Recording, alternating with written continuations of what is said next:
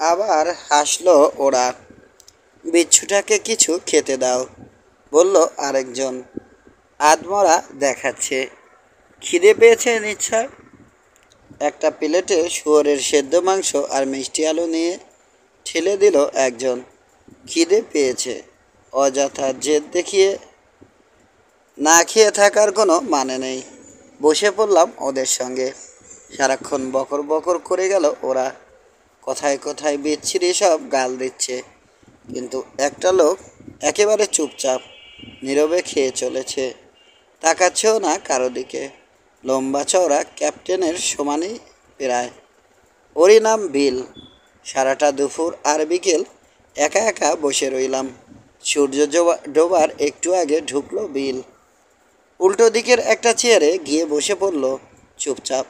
আমার চোখে চোখ পড়তেই মৃদু হাসল। সাজ হলো। ডেকের রেলিংয়ের উপর দিয়ে ঝুঁকে চেঁচিয়ে বলল এক নাবিক, বিল, ছেলেটাকে পাঠিয়ে দাও, ক্যাপ্টেন ডাকছে। যাও খোকা, চেহারাটাকে এমন মেয়ে মানুষের মতো করে রেখো না, বলল বিল। উঠে এসে বিরাট এক থাবা ফেললো আমার কাঁধে, চাপ দিল। বুক ফুলিয়ে কথা বলবে। সিঁড়ি বেয়ে উঠে এলাম। কারো দিকে তাকালাম না। সোজা হেঁটে চললাম জাহাজের সামনের দিকে, ক্যাপ্টেনের কেবিনে। দরকার ছিল না, তবুও কেবিন দেখিয়ে দিল আমাকে একজন। ঢুকে পড়লাম। ছোট্ট ঘর, অতি সাধারণ আসবাবপত্র। কড়িকাঠ থেকে ঝুলছে বাতি। বাতির তলায় টেবিলে চার্ট। ছোট টুলে বসে গভীর মনোযোগে দেখছে ক্যাপ্টেন। কাছে এগিয়ে দেখলাম প্রশান্ত মহাসাগরের চার্ট। আমার সাড়া পেয়ে ফিরে তাকালো ক্যাপ্টেন। কি নাম? Ralph rover. যা জিজ্ঞেস করব সব সব জবাব দেবে। কোনো রকম মিছে কথা শুনতে চাই না। মিথ্যে বলার অভ্যেস নেই আমার। ঠান্ডা হাসি হাসলো ক্যাপ্টেন। তারপর প্রশ্ন করে গেল একের পর এক। বাড়ি কোথায়? কি করে ওই দ্বীপে গেলাম? সঙ্গী কজন? এমনি সব প্রশ্ন। একে একে তার সব প্রশ্নের জবাবই দিলাম। গোপন রাখলাম শুধু হীরক গুহার কথা। মাথা ঝোঁকালো ক্যাপ্টেন। তোমার কথা বিশ্বাস করছি আমি। তার এই কথায় রীতিমতো অবাক হলাম। যা বলেছি সত্যিই বলেছি। এত বিশ্বাস অবিশ্বাসের প্রশ্ন আসছে কেন বুঝতে পারলাম না। কিসে তোমার ধারণা হলো? আবার বলল ক্যাপ্টেন। এটা জলদস্যুদের জাহাজ। কেন, ওই কালো পতাকা, বললাম। তাছাড়া ব্যবহার। প্রথমেই সে রকম মারধর যেরকম মারধর শুরু হয়ে গেল, ডাকাতরাই শুধু তা করে। ভুরু কোচকালো ক্যাপ্টেন। সৎসাহস আছে তোমার ছেলে। হ্যাঁ, তোমার সঙ্গে খারাপ ব্যবহার করা হয়েছে ঠিক, তলে তার কারণও আছে। আমাদের অনেক সময় নষ্ট করেছো তোমরা লুকিয়ে থেকে। আর কালো পতাকা, ওটা একটা রসিকতা। অচেনা লোকের সঙ্গে প্রায়ই এই রসিকতা করে আমার নাবিকেরা। আমরা জলদস্যু নই, ব্যবসায়ী। তবে এদিকের সাগরে জলদস্যুদের ভয় খুব বেশি। সবসময় তাই হুঁশিয়ার থাকতে হয় আমাদের। অস্ত্র রাখতে হয় সঙ্গে। ফিজি দ্বীপপুঞ্জে প্রচুর চন্দন কাঠ পাওয়া যায়, তারই ব্যবসা করি আমি। তুমি আমাদের দলে ভিড়ে যাও, চুপচাপ থাকো, ভালো মতো কাজ শেখো, করো, ভালো বকরা পাবে। তবে হ্যাঁ, যথেষ্ট বিপদ আছে এ কাজে। পিরান নিয়েও টানাটানি পড়ে যায় এক এক সময়। তো রাজি? ক্যাপ্টেনের খোলাখুলি কথাবার্তায় অবাক হলাম। আরও অবাক হলাম এটা জলদস্যুদের জাহাজ নয় শুনে। প্রশ্ন করলাম, আপনারা যদি ভালো মানুষই হবেন, আমাকে ধরে এনেছেন কেন? আর রসিকতাই যদি হয়ে থাকে, ভয় দেখানোর পর আবার ফিরিয়ে দিয়ে আসেননি কেন? হাসলো ক্যাপ্টেন। রাগের মাথায় একটা অন্যায় করে ফেলেছি খোকা, দুঃখিত। এখন তো অনেক দূরে চলে এসেছি, ফিরে গেলে অনেক সময় নষ্ট। তবে কথা দিচ্ছি, ফিজি থেকে কাঠ নিয়ে ফেরার পথে তোমাকে প্রবাল দ্বীপে নামিয়ে দিয়ে যাব। যদি চাও তোমার বন্ধুদের সহ তুলে নিয়ে পৌঁছে দেব দেশে। চুপ করে রইলাম। আরও কিছু কথা বলল ক্যাপ্টেন। অবশেষে তার জাহাজে নাবিকের কাজ করতে রাজি হয়ে গেলাম। কিন্তু কেন জানি না মনে একটা খটকা থেকে গেল আমার। 26 3 সপ্তাহ পেরিয়ে গেল। একদিন কোয়ার্টার ডেকে দাঁড়িয়ে আছি। জাহাজের চারপাশে খেলা করছে একদল ডলফিন। সাগর শান্ত, আকাশে মেঘ নেই, বাতাস নেই একরত্তি। ঝুলে পড়েছে পাল, দুলুনির সঙ্গে নড়ছে মাস্তুল।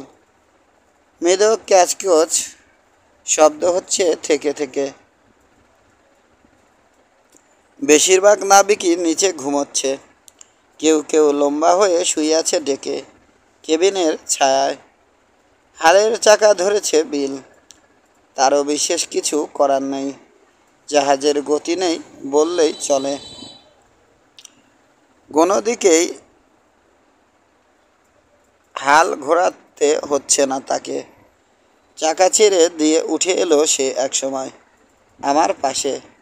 খোকা, হঠাৎ বলে উঠল বিল, এ জাহাজ তোমার জায়গা নয়। জানি বললাম, কিন্তু ক্যাপ্টেন কথা দিয়েছে কাজ সেরে ফিরে যাবার পথে আমাকে প্রবাল দ্বীপে পৌঁছে দেবে। আর কি কি বলেছে? গলার স্বর খাদে নামিয়ে জিজ্ঞেস করলো বিল। বলেছে ও একজন ব্যবসায়ী, কাজে যোগ দিলে নাকি লাভের অংশ দেবে আমাকে। মুখ বাঁকালো বিল। ও ওরকম বলেই, খালি মিছে। বাধা পেয়ে থেমে গেল বিল। লুকআউট থেকে চিৎকার শোনা গেল, পাল পাল দেখা যাচ্ছে। প্রধান মাস্তুলের মাথায় ঝোলানো মাচার দিকে তাকালাম, যেখানে বসে আছে পাহারাদার। 2 লাফে হালের চাকার কাছে ফিরে গেল বিল। চেঁচিয়ে জিজ্ঞেস করলো, কোথায়, কোন দিকে? ডানে, একেবারে দিগন্তের কাছে। উপর থেকে এলো জবাব। লাফিয়ে উঠে দাঁড়ালো ডেকে ছোঁয়া প্রতিটি লোক। নিচেও হাঁকডাক শোনা যাচ্ছে। শিকারি বেড়ালের মতো নিঃশব্দে ডেকে উঠে আসছে একের পর এক নাবিক। বেরিয়ে এসেছে ক্যাপ্টেন। উপরের দিকের পাল সব আবার তুলে দেয়া হলো। উদ্বিগ্ন চোখে ঘন ঘন পেছনে তাকাচ্ছে ক্যাপ্টেন। বুড়ো কোচকে দেখার চেষ্টা করছে কিছু। দেখা গেল শীঘ্রই। পেছনে অনেক দূরে আকাশের রং অন্যরকম। ঘন নীল একটা চাদর ঝুলিয়ে আছে যেন দিগন্তের কাছাকাছি। নিচের সাগর কেমন ঘোলা ফোলা। তার মানে বাতাস আসছে। এসে গেল বাতাস। ধাক্কা দিয়ে ফুলিয়ে দিল পাল। থরথর করে কেঁপে উঠল স্কুনার। প্রায় লাফ দিয়ে আগে বাড়ল। বিলের হাতে ঘুরে যেতে লাগলো হালের চাকা। নাক ঘুরে গেল জাহাজের। খানিকটা ডানে মোড় নিল। পুরোপুরি হাওয়া লেগেছে এখন পালে। তত্তর করে ছুটে চলল স্কুনার দিগন্তের জাহাজ লক্ষ্য করে। আধ ঘন্টা পর চেনা যাচ্ছে এখন জাহাজটা। আরেকটা স্কুনার। চেহারা মাস্তুল আর পাল দেখেই বোঝা যাচ্ছে সদাগরি জাহাজ। আমাদের জাহাজটাকে পছন্দ করেনি স্কুনার। নাক ঘুরিয়ে দিল সেটা। পেছন দেখালো আমাদের। সব কটা পাল তুলে দিয়ে ছুট লাগালো যত জোরে সম্ভব, কিন্তু পারবে না আমাদের সঙ্গে। খুব ভালো মতোই বুঝলাম আমাদের স্কুনারটা অনেক বেশি দ্রুত গতি, হালকা। দেখতে দেখতে সদাগরি জাহাজের আধ মাইলের মধ্যে চলে এলাম। পতাকা তোলার আদেশ দিল ক্যাপ্টেন। সদাগরি জাহাজের পাশে গোলা ফেলার নির্দেশ দিল গোলান্দাজকে। মুহূর্ত পরেই অবাক হয়ে দেখলাম আমাদের জাহাজের মাঝামাঝি এক জায়গায় দেয়ালের একটা চারকোনা তক্তা সরে গেল। সেখান দিয়ে বেরিয়ে এলো পেতলের নল। বিরাট এক কামানের মুখ। হা হয়ে গিয়েছি। নিজের চোখকে বিশ্বাস করতে পারছি না। গোলা ভরা হলো কামানে। কান ফাটানো গর্জন উঠল। বাতাসে তীক্ষ্ণ একটা শব্দ তুলে ছুটে গেল ভারী গোলা। সদাগরি জাহাজের পেছনে কয়েক গজ দূরে গিয়ে পড়ল। পানিতে পিছলে বলের মতো ড্রপ খেয়ে আবার উঠে পড়ল আকাশে। জাহাজটার উপর দিয়ে উড়ে চলে গেল। অনেক দূরে পানিতে গিয়ে পড়ল। একটা গোলায় যথেষ্ট। যা বোঝার বুঝে গেল সদাগরি জাহাজ। আর পালানোর চেষ্টা করল না। একে একে নামিয়ে দিল সব পাল। ভেসে রইল চুপচাপ। ওটার 100 গজের মধ্যে চলে এলো আমাদের জাহাজ। নৌকা নামাও আদেশ দিল ক্যাপ্টেন। দ্রুত নেমে গেল নৌকা। পিস্তল আর কাটলাস নিয়ে নৌকায় নামলো 12 জন নাবিক। আমার পাশ দিয়ে হেঁটে যাবার সময় বলল ক্যাপ্টেন, রাল্ফ এসো, তোমাকে দরকার হতে পারে আমার। অবাক হলাম, কিন্তু নীরবে পালন করলাম তার আদেশ। মিনিট 10 পরেই পৌঁছে গেলাম সদাগরি জাহাজে। দেখে দাঁড়িয়ে দেখলাম জাহাজের নাবিকদের বিকট চেহারা, সব কজন কালো, কারো হাতেই কোনো অস্ত্র নেই। চোখে মুখে ভয়ের ছাপ। মাঝে দাঁড়িয়ে আছে ওদের ক্যাপ্টেন, লম্বা মাঝবয়সী, গায়ে সাদা সুতির শার্ট, কোটের পেছনের ঝুল শোয়ালো পাখির লেজের মতো চেরা এবং চোখা। মাথায় শোলা শোলার টুপি। হাঁটুর ঠিক নিচেই শেষ হয়ে গেছে আটো প্যান্ট। একটানে মাথার টুপি খুলে নিল লোকটা। আমাদের ক্যাপ্টেনের দিকে চেয়ে মাথা সামান্য নুয়ে অভিবাদন জানালো। কোথা থেকে আসা হয়েছে জিজ্ঞেস করলো ক্যাপ্টেন। কি মাল আছে জাহাজে? আইটুটাকি থেকে এসেছি, জবাব এলো। যাব 12 টঙ্গায়। আমরা এদেশি মিশনারি। জাহাজের নাম অলিভ ব্রাঞ্চ। মালপত্র আছে 2 টন নারকেল, 70টা শুয়োর, 12টা বিড়াল আর কিছু বাইবেল। হেসে উঠল আমাদের নাবিকেরা। বুকুটি করে তাদের থামিয়ে দিল ক্যাপ্টেন। কেবিনে চলো, কালো ক্যাপ্টেনকে আদেশ দিল সে। কথা আছে। কেবিনে মিনিট 15 কাটিয়ে বেরিয়ে এলো দুজনে। হাত মেলালো। আমাদেরকে নৌকায় নামার আদেশ দিল ক্যাপ্টেন। জাহাজে ফিরে এলাম। আধ ঘন্টার ভেতরই অনেক পেছনে পড়ে গেল মিশনারিদের স্কুনার। অনেক রাতে ডেকে উঠে গেলাম সেদিন। হালের চাকা ধরে চুপচাপ বসে আছে বিল। আমাকে দেখে মুখ তুলে চাইল। একটা কথা বলবে? নিচু গলায় বললাম, সত্যি কি আমাদেরটা সদাগরি জাহাজ? হ্যাঁ এবং না। সামনের কালো সাগরের দিকে চেয়ে বলল বিল। ব্যবসা কিছু করে বটে, তবে বেশি করে ডাকাতি। জোরে যাদের সঙ্গে পারবে না তাদের সঙ্গে ব্যবসা করে, আর দুর্বল কাউকে বাগে ফেলেই ডাকাতি করে ছিনিয়ে নেয় মালপত্র। কত রক্তারক্তি কাণ্ড ঘটতে দেখেছি এই স্কুনারের ডেকে। তাহলে আজ বিকেলে জাহাজটাকে কেন ছেড়ে দিল ক্যাপ্টেন? দক্ষিণ সাগরীয় অঞ্চলে মিশনারিদের ক্ষতি করে না জলদস্যুরা। তাহলে কোনো দ্বীপেই আর জাহাজ ভেরাতে পারবে না। না খেয়ে মরতে হবে। এ অঞ্চলের আদিবাসীরা সব মানুষ খেকো, ভয়ঙ্কর হিংস্র। একমাত্র মিশনারিদেরই কিছু বলে না ওরা। কাজেই যত বড় ডাকাতি হোক, দ্বীপে জাহাজ ভিড়িয়ে পানি আর খাবার জোগাড় করতে হলে মিশনারিদের সাহায্য লাগবেই। ওদেরকে চটিয়ে দিলে দক্ষিণ সাগরে আর জাহাজ চালাতে হবে না। পরদিন সকালে একগুচ্ছ ছোট ছোট দ্বীপপুঞ্জের কাছে পৌঁছে গেল জাহাজ। ওগুলোর মাঝে দিয়ে পথ করে এগিয়ে চলল ধীর গতি। খুব সাবধানে থাকতে হচ্ছে, কড়া নজর রাখতে হচ্ছে চারপাশে। কখন কোন দ্বীপ থেকে এসে আক্রমণ করে বসে অসভ্য মানুষকে করা কে জানে। তাছাড়া পানি কোথাও গভীর, কোথাও অগভীর। এরই মাঝে মাঝে রয়েছে মারাত্মক প্রবাল প্রাচীর। বেশিরভাগই পানির তলায়। কোনোটাতে ঘষা লাগিয়ে দিলেই দেখতে হবে না আর। সঙ্গে সঙ্গে চিরে কেটে ফালা ফালা করে দেবে জাহাজের তলা। একদিন ছোট একটা দ্বীপের কাছে এসে নোঙর ফেলল জাহাজ। খাবার পানি দরকার। নৌকা নামানোর আদেশ দিল ক্যাপ্টেন। দ্বীপ থেকে 2 পিপে পানি নিয়ে আসতে বলল কয়েকজন নাবিককে। আমিও নামলাম নৌকায়।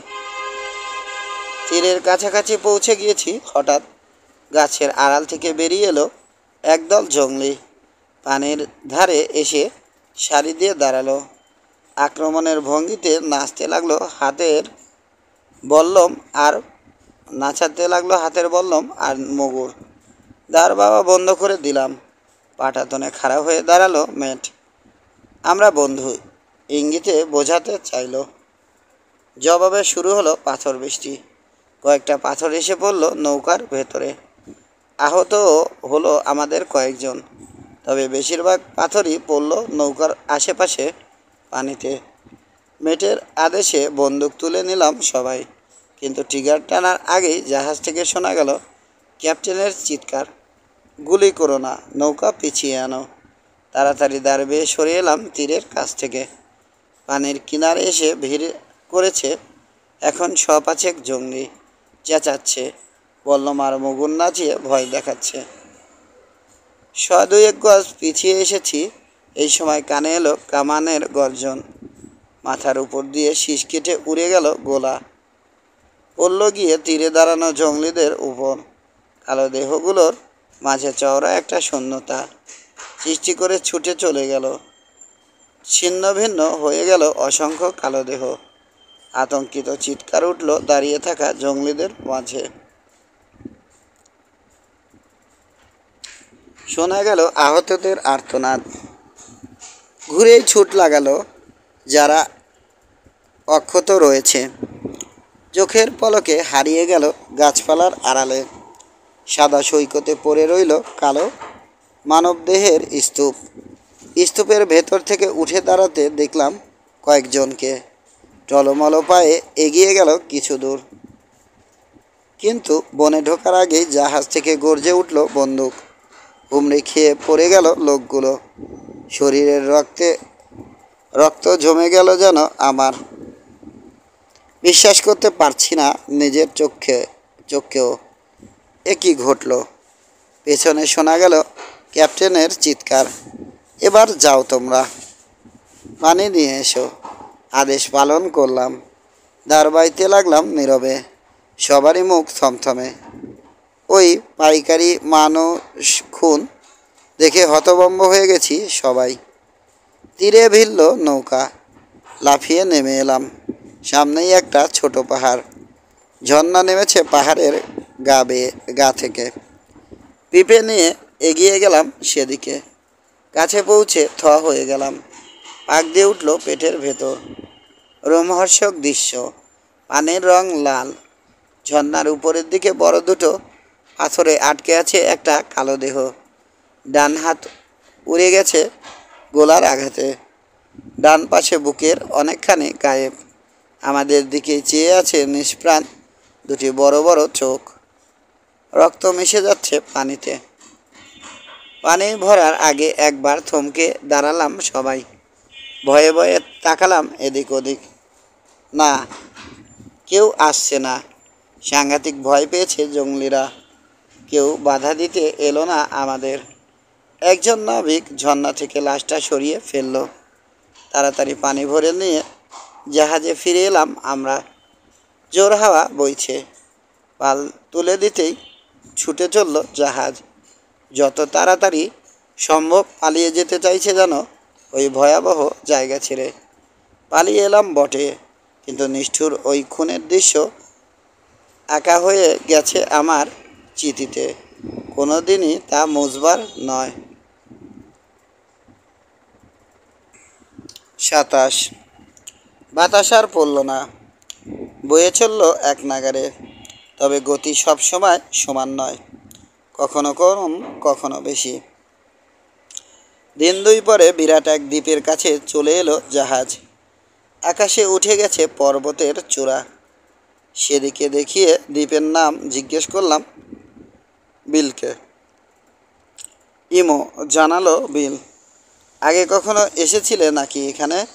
জানতে চাইলাম। অনেকবার, এ জাহাজে করেই। চন্দন কাঠের জন্যে বিখ্যাত। কয়েকবার কাঠ কেটে নিয়ে গেছি এখান থেকে। দ্বীপটা অনেক বড়, জনসংখ্যাও অনেক বেশি। ওদের সঙ্গে পারবো না আমরা, তাই বিভিন্ন জিনিসের বিনিময়ে কিনতে হয়েছে গাছ। তবে আমাদের আগেরবার ওদের ঠকিয়েছিল ক্যাপ্টেন, খারাপ ব্যবহার করেছিল। এবার ওরা কি করবে কে জানে। কোনো কিছুকেই ভয় পায় না ক্যাপ্টেন। আমি জানি দ্বীপে জাহাজ ফেরাবেই। ঠিকই বলেছে বিল। দ্বীপের দিকে নাক ঘুরে গেল স্কুনারের। অসংখ্য প্রবাল প্রাচীরের মাঝে দিয়ে পথ করে এগিয়ে চলল ধীর গতিতে। ছোট একটা খাড়ির মুখের কাছে এনে নোঙর ফেলা হলো। পানি এখানে 6 ফ্যাদম। খাড়ির তীরে গরান গাছের ঘন জঙ্গল। মাঝে মাঝে মাথা উঁচু করে দাঁড়িয়ে আছে ছায়াদানকারী বড় বড় গাছ। ওখান থেকে 1/2 মাইল টাক দূরে আদিবাসীদের গ্রাম। নৌকা নামানোর আদেশ দিল ক্যাপ্টেন। অস্ত্রে শস্ত্রে সজ্জিত হয়ে নৌকায় নেমে গেল 13 লোক। নামার আগে আমাকে ডাকলো ক্যাপ্টেন। রাল্ফ, তুমিও এসো। রেলিংয়ের ধারে দাঁড়ানো মেটের দিকে চেয়ে বলল, লং টমকে তৈরি রাখো, দরকার পড়লেই যেন চালাতে পারো। পেতলের কামানটার নাম রেখেছেন ক্যাপ্টেন লং টম। ঝপাত করে দাঁড় পড়ল পানিতে। স্কুনারের কাছ থেকে তীর গতিতে ছুটে বেরিয়ে এলো নৌকা। কয়েক মিনিটেই খাড়ির পাড়ে পৌঁছে গেলাম। জঙ্গলের ভেতর দিয়ে চলে গেছে পথ। গায়ে এসে ঢুকলাম আমরা। এক পাশে সর্দারের কুঁড়ে, তার নাম রোমাটা। আমাদের কুঁড়েতে ঢোকার অনুমতি দিল সর্দার। দরজা দিয়ে উকি মেরে দেখলাম বাইরে বিরাট উঠোনে এসে জমায়েত হয়েছে 1002 জঙ্গলি। গায়ের রং কালো, প্রায় উলঙ্গ। কোমরের কাছে ঝুলছে এক টুকরো কাপড়। চাইনিজ পেপার মালবেরি গাছের বাকল থেকে তৈরি। রোমাটার দিকে চোখ ফেরালাম। বিশাল দেহি এক কালো দানব, মুখ ভর্তি দাড়ি, মাথা কামড়ে আছে কোকড়া ছোট ছোট চুল। পরনে শুধু একটা নেংটি। ঝকঝকে সাদা দাঁত বের করে যখন হাসে অকারণেই কেঁপে ওঠে বুকের ভেতরটা। আমাদের সাদরে গ্রহণ করলো রোমাটা। বসতে দিল মাদুরে। প্রথমেই খাবার এলো। ঝলসানো শুয়োরের মাংস আর বিভিন্ন ধরনের মূল এবং শেকড় সেদ্ধ। ভালোই লাগলো খেতে। কাজের কথায় এলো এবার ক্যাপ্টেন। আগেরবার একটা ভুল হয়ে গিয়েছিল বলে ক্ষমা চাইল রোমাটার কাছে। রোমাটা বলল, কবে কি হয়েছে এতদিনে ভুলেই গিয়েছে সে। ওসব পুরানো কথা মনে করিয়ে দিয়ে আর লাভ নেই। আমাদেরকে দেখে খুশি হয়েছে এ কথাও জানালো। বনে ঢুকে যত খুশি চন্দন গাছ কাটার অনুমতি দিয়ে দিল। ওদের ভাষা বুঝি না আমি। কথাবার্তা কি হলো বিল ইংরেজিতে বলল আমাকে। উঠলাম। আমাদের এগিয়ে দিতে এলো রোমাটা। তাকে স্কুনারে আমন্ত্রণ জানালো ক্যাপ্টেন। কী ভেবে রাজি হয়ে গেল সর্দার। 2 জন সঙ্গী সহ এলো আমাদের সঙ্গে। জাহাজে উঠে খুব খুশি রোমাটা। এর আগে আর এত বড় কেন তে চড়েনি কখনো, জানালো বারবার।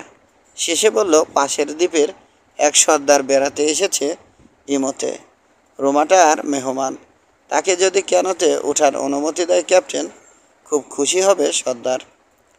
রাজি হলো ক্যাপ্টেন। তার এক সঙ্গীকে পাঠিয়ে দিল রোমাটা। মিনিট 10 পরেই এসে হাজির হলো পাশের দ্বীপের সর্দার। আকারে রোমাটার প্রায় সমান। চুল দাঁত সবই এক রকম, শুধু চামড়ার রঙে সামান্য তফাৎ রয়েছে। এই লোকটা কয়লার মতো কালো নয়, একটু ধূসর ছোঁয়া রয়েছে। এই রং আরও দেখেছি। আভাটিয়ার গায়ের রঙের সঙ্গে বেশ মিল আছে। রোমাটার চেয়ে বেশি উৎসাহী লোকটা। জাহাজের আনাচে কানাচে কোথাও দেখা বাদ দিল না। অবশেষে তার নজর পড়ল লং টমের ওপর। জানতে চাইল কি ওটা। জানালো হলো। কি কাজ করে তাও বলা হলো। বিশ্বাস করতে চাইল না লোকটা। রোমাটাও সন্দেহ প্রকাশ করলো কামানের কার্যকারিতা সম্পর্কে। সুতরাং দেখাতেই হলো। তবে এতে মনে মনে খুশি হলো ক্যাপ্টেন। আমাদের ক্ষমতা দেখিয়ে দেয়া গেল জঙ্গলিদেরকে। একটু বেশি সমীহ করে চলবে ওরা এরপর থেকে। ক্যাপ্টেনের তাই ধারণা। তক্তা সরে গিয়ে বেরিয়ে এলো কামানের মুখ। মাইল দুয়েক দূরে সাগরের বুকে মাথা উঁচু করে রাখা ছোট একটা পাহাড় দেখালো ক্যাপ্টেন। দুই সর্দারকে সেদিকে তাকিয়ে থাকতে বলল। গর্জে উঠল কামান। গোলা গিয়ে পড়ল পাহাড়ের মাথায়। ভেঙে চুরে ঘুরিয়ে নিয়ে চলে গেল পানির তলায়। চোখ বড় বড় হয়ে গেছে দুই সর্দারের। বিশ্বাস করতে পারছে না যেন নিজের চোখকে। পরদিন সকালেই বনে চললাম চন্দন কাঠ কাটতে। জাহাজে মাত্র দুজন নাবিককে নিয়ে রয়ে গেছে ক্যাপ্টেন। বাকি সবাই চলে এসেছি আমরা। কামানটা মুখ করে রেখেছে রোমাটার কুরের দিকে। ক্যাপ্টেনের বাড়তি সাবধানতা। আমার সঙ্গীরা সবাই বন্দুক পিস্তল সঙ্গে রেখেছে। ক্যাটলাসও আছে প্রত্যেকের কোমরে। হাতে কুড়াল। এক সারিতে এগিয়ে চললাম। চিরসবুজ বনের অদ্ভুত সুগন্ধ বাতাসে। ঘন হয়ে জন্মেছে কলা, নারকেল, রুটি ফল আর অন্যান্য গাছপালা। কুল গাছ দেখলাম অনেক। ওগুলোর মাঝে মাঝেই রয়েছে বড় বড় অশোক। বেশিরভাগ গাছই এখন আমার চেনা। প্রবাল দ্বীপে দেখেছি। প্রচুর পরিমাণে জন্মে আছে টেরো, গোল আলু, মিষ্টি আলু। ক্ষেতের আশপাশ আর মাঝের আগাছা ছাপ করে বেড়া দিয়ে রাখা হয়েছে। হঠাৎ করেই বেরিয়ে এলাম ছোট্ট একটা খোলা জায়গায়। ওখানে জঙ্গলিদের কুড়িয়ে বাঁশের বেড়া আর খুঁটি। জাল ছাওয়া হয়েছে পুরো বিশাল আকারের প্যাগুনাস পাতা দিয়ে। কুড়ির বাইরে বসে আছে নারী পুরুষ, বাচ্চা কাচ্চা। সবাই অবাক চোখে দেখছে আমাদেরকে। কুড়েগুলো পেরিয়ে এলাম। দল বেঁধে ছেলেমেয়েরা পিছু নিয়েছে। কয়েকজন যুবক আর বুড়ো রয়েছে ওদের সঙ্গে। দ্বীপের আধ মাইল ভেতরে এসে চন্দন গাছের দেখা পাওয়া গেল। সঙ্গে সঙ্গে কাজে লেগে গেল আবার আমার সাথীরা। আমি চললাম কাছের পাহাড়টার দিকে। ওটার মাথায় চড়ে দ্বীপ আর তার আশপাশ দেখার ইচ্ছে। দুপুরের দিকে খাবার পাঠিয়ে দিল রোমাটা। শুয়োরের ঝলসানো মাংস আর বিভিন্ন ধরনের শেকড় সেদ্ধ। বনে ফলমূল আছে প্রচুর। ওগুলো পেরে নিয়েই খাওয়া যায়। আমার খাবার নিয়ে খুঁজতে এলো বিল। খেতে খেতে কথা বলতে লাগলাম। একটা ব্যাপার অনেক দিন থেকেই ভাবছি। দক্ষিণ সাগরের যে দ্বীপেই নেমেছি সাপ চোখে পড়েনি। একটা ছোট আকারের গিরগিটির উপর চোখ পড়তেই আবার মনে পড়ে গেল কথাটা। আচ্ছা বিল, বলে ফেললাম, এদিকে সাপ টাপ নেই নাকি? না, জানালো বিল। ছোট গিরগিটি আছে কয়েক ধরনের, তাও বিষাক্ত না। সাপ নেই, তবে পানিতে ভয়াবহ এক ধরনের সরীসৃপও আছে। কুমির? না, বলল বিল। এসো দেখাচ্ছি। বনের ধারে ছোট এক পুকুরের পাড়ে নিয়ে এলো আমাকে বিল। আসার পথে সঙ্গে ডেকে এনেছে ৮-৯ বছরের একটা ছেলেকে। ছেলেটাকে কি বলল বিল বুঝতে পারলাম না। পানির ধারে গিয়ে দাঁড়ালো ছেলেটা। হঠাৎ তীক্ষ্ণ শীষ দিয়ে উঠল। মুহূর্ত পরেই তোলপাড় উঠল পানিতে। হুশ করে পানিতে মাথা তুলল এক দানব। বিশাল এক বান মাছ। বিকট মুখে খুরের মতো ধারালো দাঁত। কাছে চলে এলো ওটা। তীরের নরম মাটিতে মাথা রেখে ভেসে রইল। অনুমান করলাম 12 ফুটের কম হবে না। মানুষের উরুর সমান মোটা। মাথা চুলকাতে দিল ছেলেটাকে ভয়াবহ বান। যারা একে দেখেনি কিংবা এর চরিত্র সম্পর্কে ওয়াকিবহাল নয়, তারা কল্পনাই করতে পারবে না পানির তলায় কতখানি ভয়ঙ্কর ওই প্রাণী। ওই যে বেটা, মুখ বিকৃত করল বিল। ওটাকে দেবতা ভাবতে কেমন লাগবে রাল্ফ? সত্যি তাই, বিচ্ছিরি ওই জীবটা কালোদের দেবতা। ইতিমধ্যেই বেশ কিছু শিশুকে হজম করেছে। আরও কত শিশু খাবে কে জানে। শিশু? তাজ্জব হয়ে বিলের মুখের দিকে তাকালাম। মানব শিশু, বলল বিল। হয়তো বলবে অসম্ভব, এও হতে পারে না, কিন্তু হয়েছে। নিজের চোখে দেখেছি। জ্যান্ত শিশুকে ফেলে দেওয়া হয়েছে ওটার সামনে। আরামছে এখানেই বসে বসে খেয়েছে বেটা। নাক মুখ কুচকে জিভটার দিকে তাকালো সে। উপচে পড়ছে ঘৃণা। হাতের ইশারায় ছেলেটাকে চলে যেতে বলল। তারপর হঠাৎ এগিয়ে গিয়ে ধা করে এক লাথি বসিয়ে দিল বানের নাকে মুখে। মানুষের কাছে জীবনে এ ধরনের ব্যবহার পায়নি বানটা। প্রথমে বোধহয় একটু চমকেই গেল, কিন্তু সঙ্গে সঙ্গেই পিছলে সরে গেল ডাঙার উপর থেকে। পানিতে ওলট পালট করতে লাগলো ব্যথায়। শক্ত বুটের লাঠিতে ওটার ভোঁতা নাক থেতলে দিয়েছে বিল। ছেলেটা দেখেনি। পেছনে চেয়ে বলল বিল, দেবতাকে লাথি মেরেছি দেখলে সহ্য করতো না কিছুতেই। বড়দের ডেকে নিয়ে আসতো, আমাকেই কেটে টুকরো টুকরো করে খাওয়াতো ওই মাছটাকে দিয়ে। শিশু দিতে আপত্তি করে না মায়েরা? জিজ্ঞেস করলাম। কি যে বলো, আপত্তি করবে? ওরাই তো এনে দেয়। নিজের হাতে নিজের সন্তানকে বানের মুখে ছুঁড়ে দেয় মা। দেবতার পূজারীরা দেবতাকে সন্তুষ্ট করতে নিজের জীবন দিয়ে দেয়। সন্তান তো কিছুই না। এখানে একটা সম্প্রদায় আছে, ওরা সবচেয়ে সম্মানিত এ দ্বীপে। আরে ওই বলে ওদেরকে, তাদের কারো বাচ্চা হলেই মেরে ফেলে। মা সন্তানকে তুলে দেয় বাপের হাতে। চোখা কঞ্চিতে গেঁথে গলা টিপে কিংবা মাটির তলায় জ্যান্ত পুঁতে ফেলে নবজাতককে।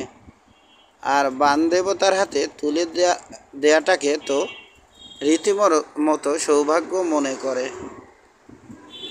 শিউরে উঠলাম। মোচড় দিয়ে উঠল পাকস্থলী। হঠাৎই অসুস্থ বোধ করতে লাগলাম। কি হলো? ভুরু কুচকে জিজ্ঞেস করলো বিল। কিছু না, চলো ফিরে যাই। শুধু তাই না, হাঁটতে হাঁটতে বলল বিল। না না, আর দরকার নেই। থামিয়ে দিলাম তাকে। আর শুনতে চাই না।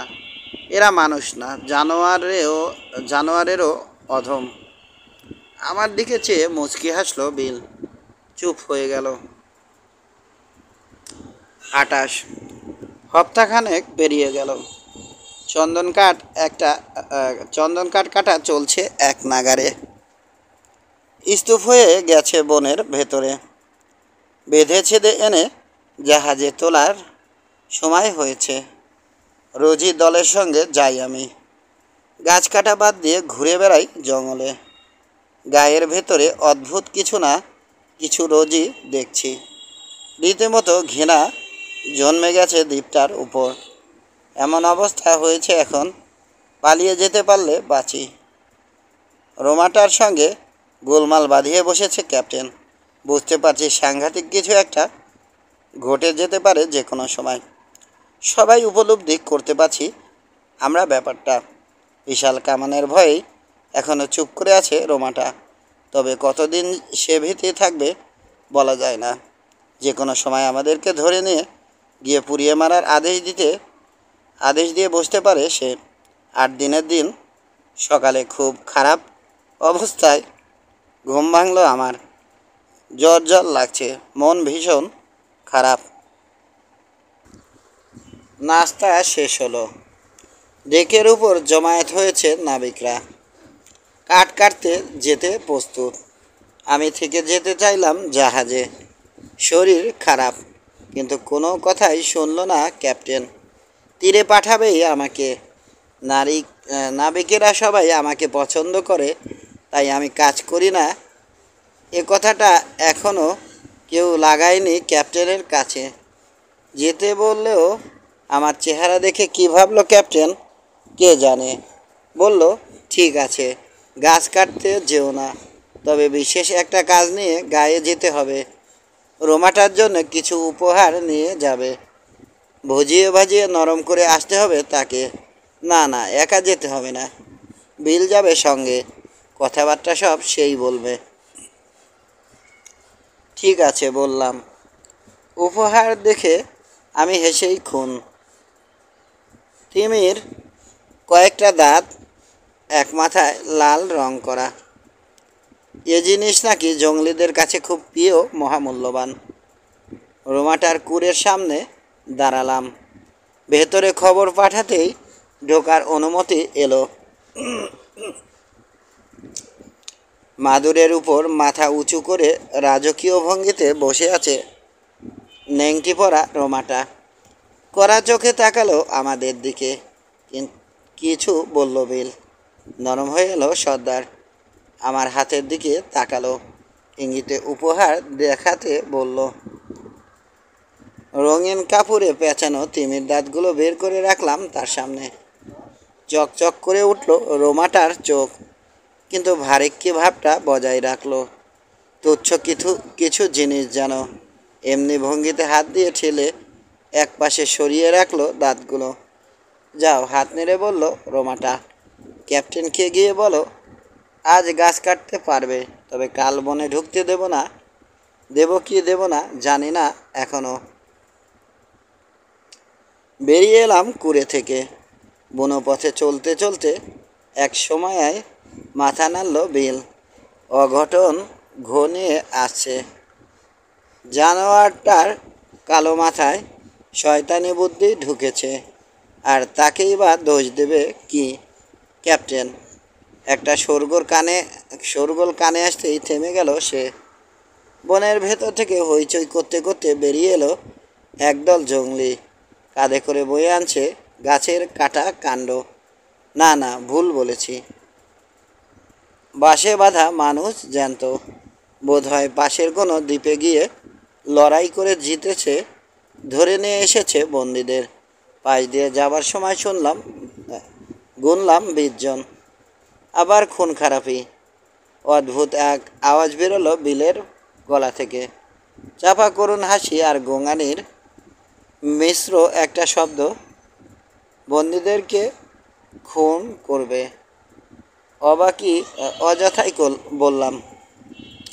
গত কয়েকদিনে ভালো করেই জানি কতখানি হিংস্র দক্ষিণ সাগরীয় আদিবাসীরা।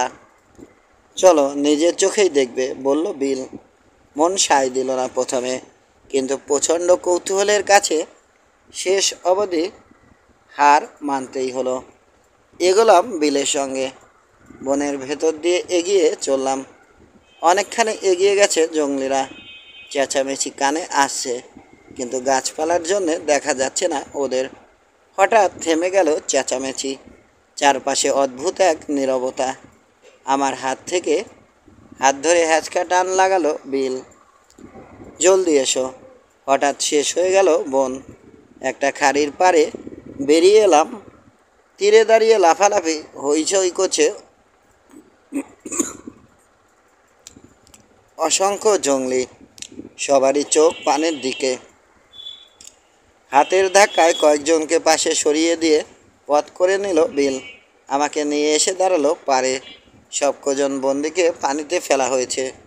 লম্বা বাঁশের দুদিক থেকে ধরে আছে 2 জন করে জঙ্গলি। বন্দীদের মুখ পেট আকাশের দিকে করে রেখেছে। তীর